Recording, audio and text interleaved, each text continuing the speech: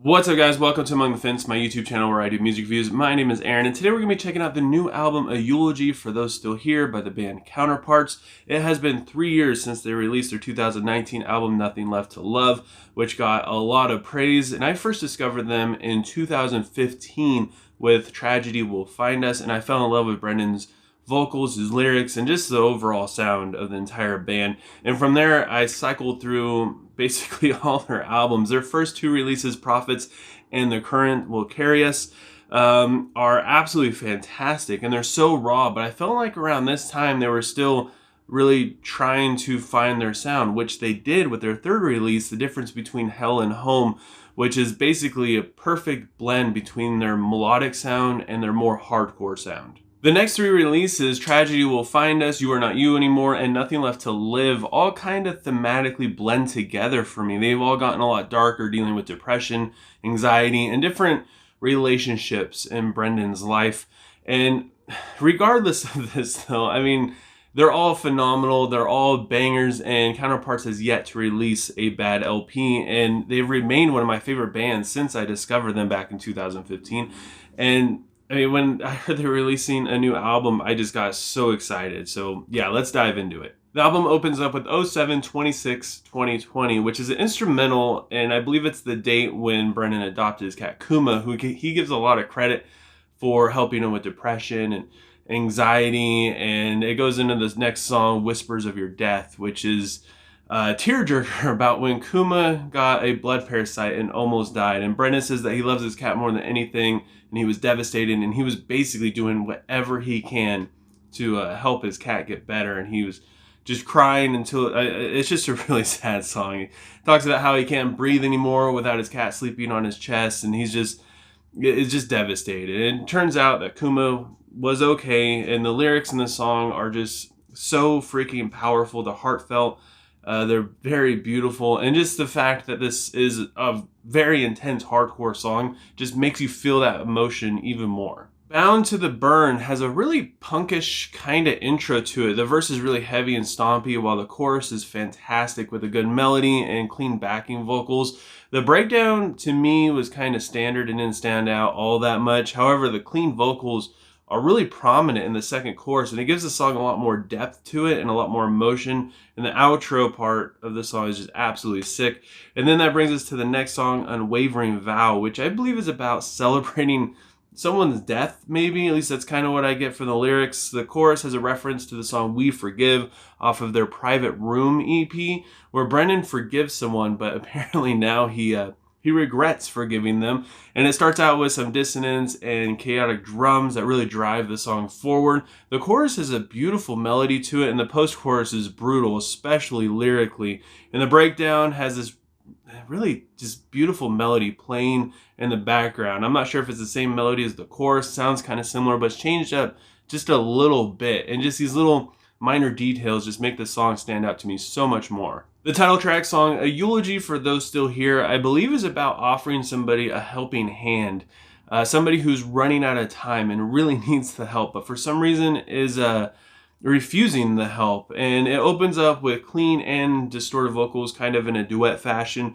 The post-chorus is a dynamic riff and a really strong melody from the lead guitar. The vocals ebb and flow, and God, I hate saying that phrase, between distorted, clean, and just kind of sitting back in the mix. The bridge is really atmospheric and has great emotion to it. Then we have the song Skin Beneath the Scar. Has like Nothing Else Matters kind of vibes to it. The clean vocals come in through underneath like a clean guitar sound, and the drums join in eventually.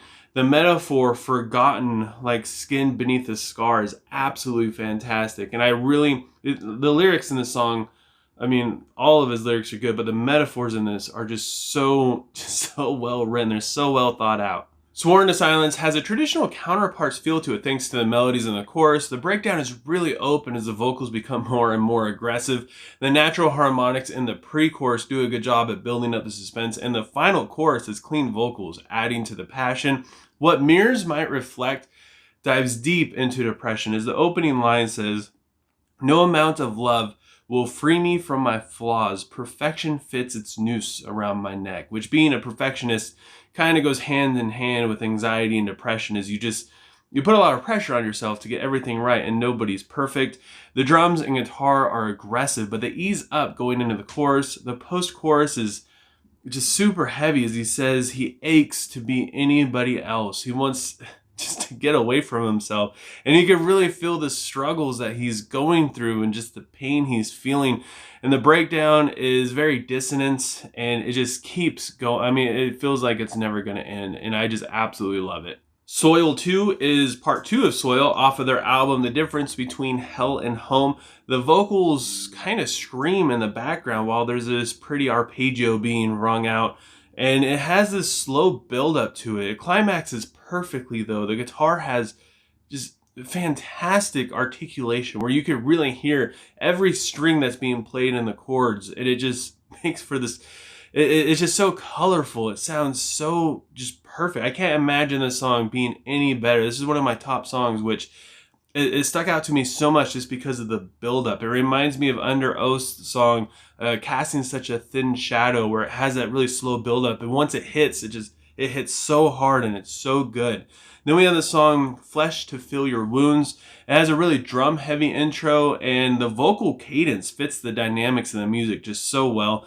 The chorus has more clean vocals that hit you right in the feels. I mean, you really feel the emotion in this song as well.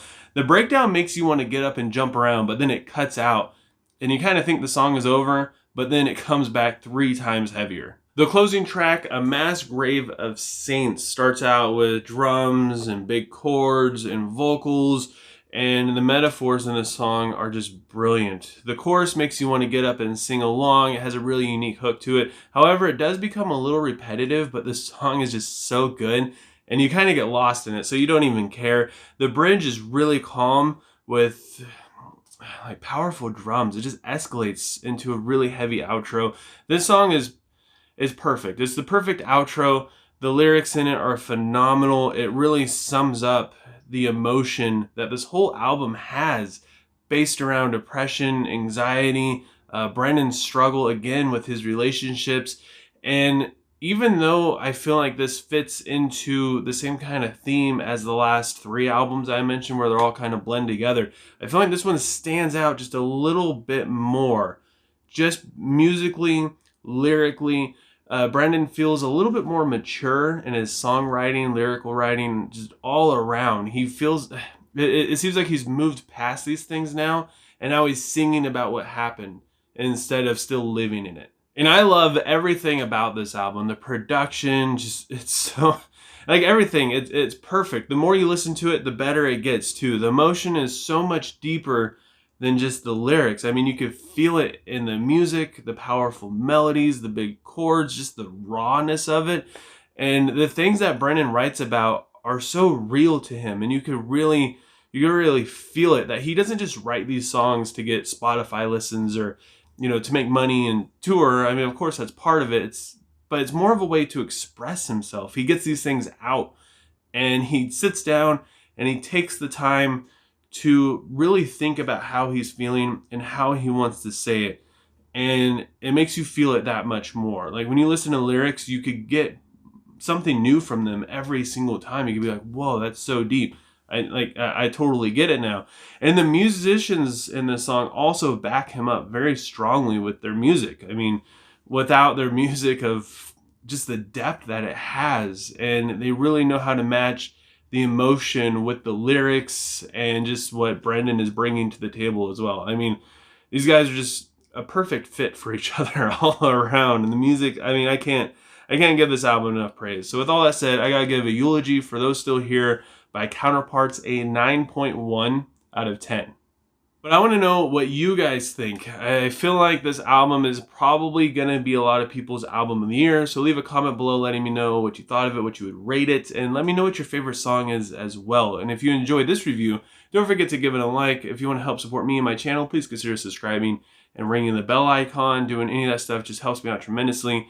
And I know I say this a lot, but I really do appreciate you guys more than you could ever imagine. Just thank you so much for taking time out of your day to sit here and listen to me talk about music.